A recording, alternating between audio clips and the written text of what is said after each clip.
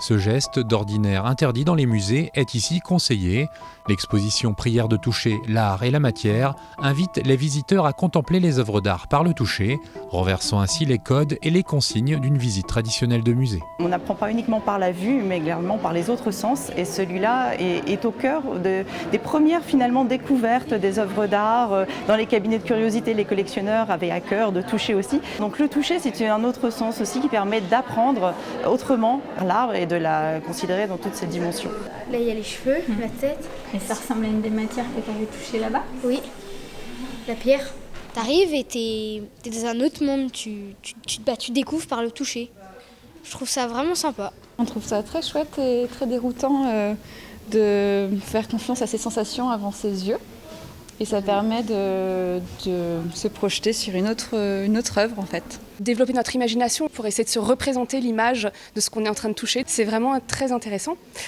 J'aurais aimé qu'il y ait plus d'œuvres encore, parce que c'est rare en fait d'aller dans des expositions où on nous permet de toucher.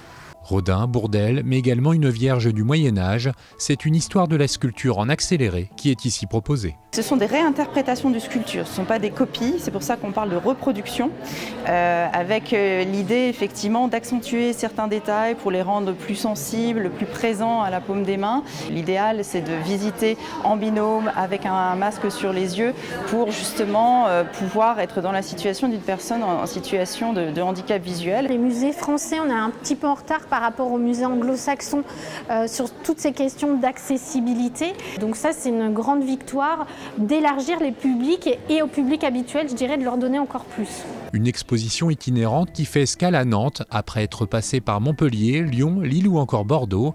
Des musées membres de Frame, un réseau de coopération culturelle qui relie depuis les années 2000 32 musées français et nord-américains.